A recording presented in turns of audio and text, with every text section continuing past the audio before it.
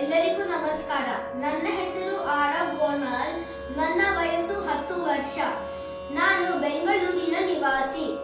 ನಾನು ಸಬ್ ಜೂನಿಯರ್ ಕ್ಯಾಟಗರಿಯಲ್ಲಿ ಹಾಡುತ್ತಿದ್ದೇನೆ. ರಾಗ ಶ್ರೀರಾಗ, ತಾಳ ಆದಿತಾಳ, ಆನೆ ಬಂದಿ ತಮ್ಮಮ್ಮ.